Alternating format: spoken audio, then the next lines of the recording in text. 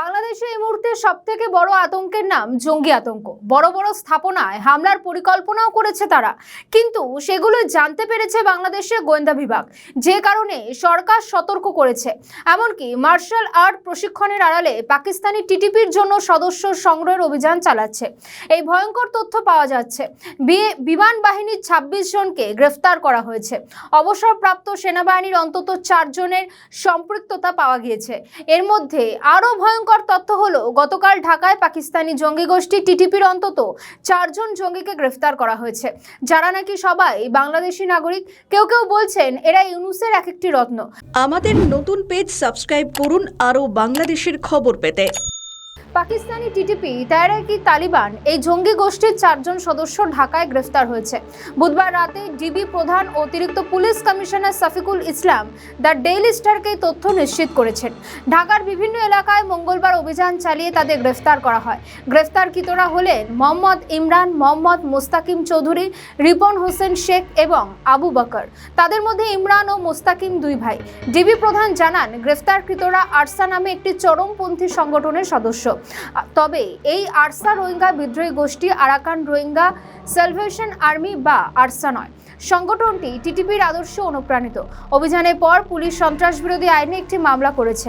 আজ আসামিদের আদালতে হাজির করে ৭ দিনের রিমান্ড আবেদন করলে মেট্রোপলিটন ম্যাজিস্ট্রেট আমিনুল ইসলাম জুনায় ৪ দিনের রিমান্ড মঞ্জুর করেন। অনেকে বলছেন, অন্তর্বর্তীকালীন সরকারের আমলেই এই জঙ্গিদের বারবার অন্তর্লক্ষ্য করা গিয়েছে বাংলাদেশে, কিন্তু কোনো রকম অ্যাকশন নেননি মোহাম্মদ ইউনূস। তার মধ্যে ঢাকা করাচি বিমান চালু করা হয়েছে। অনেকে বলছেন জঙ্গির বারবার অন্ধের এটিও একটি অন্যতম কারণ। এমনকি ২০২৪ সালে ৫ই আগস্টের পর যখন বাংলাদেশ ভারতের সঙ্গে ক্রমশ দূরত্ব তৈরি করে, তখন পাকিস্তানের সঙ্গে মাখো মাখো সম্পর্ক তৈরি হয় বাংলাদেশের।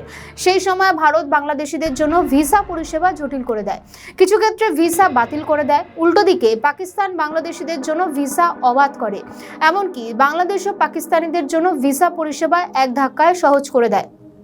খুব সহজেই যে কোনো পাকিস্তানি নাগরিক বাংলাদেশে প্রবেশ করতে পারবে অবাধে।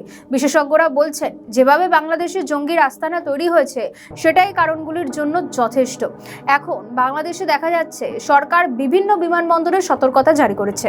অনেকে আশা করেছিলেন মোহাম্মদ ইউনূসের নেতৃত্বাধীন অন্তর্বর্তীকালীন সরকারের বিদায়ের পর বিএনপি এবার লাগাম টানবে, কিন্তু আদৌ কি সেটা হয়েছে?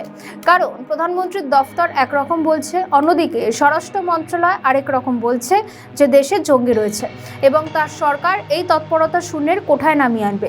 সব মিলিয়ে সাধারণ জনগণের কাছে বিষয়টা খুবই দ্বন্দ্ব তৈরি করেছে। পাশাপাশি ফের এই ইস্যুতে আন্তর্জাতিক ক্ষেত্রে আলোচনা চলছে। সম্প্রতি প্রধানমন্ত্রীর তথ্য উপদেষ্টা জাদিউর রহমান মন্তব্য করেছেন, জঙ্গি রয়েছে, জঙ্গি তৎপরতা শূন্যের কোঠায় নামিয়ে আনার বিষয়ে কাজ করছে।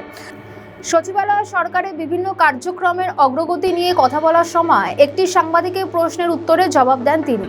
এদিকে স্বরাষ্ট্রমন্ত্রী বলেন, দেশে জঙ্গিবাদের কোনো অস্তিত্ব নেই। এর আগে ঠিক একই রকম কথা বলা হয়েছিল অন্তর্বর্তীকালীন সরকারের আমলে। এখন বাংলাদেশের যে ভয়াবহ পরিস্থিতি, সেটি কিভাবে লাগাম টানতে পারে বিএনপি সরকার, সেটাই এখন দেখার। আমাদের ভিডিও ভালো লাগলে লাইক ও শেয়ার করুন, কমেন্ট সেকশনে আপনাদের মতামত জানান। আরও ভিডিও পেতে আমাদের চ্যানেলটিকে সাবস্ক্রাইব করুন এবং প্রতি মুহূর্তে খবরের আপডেট পেতে প্রেস করুন বেল আইকন।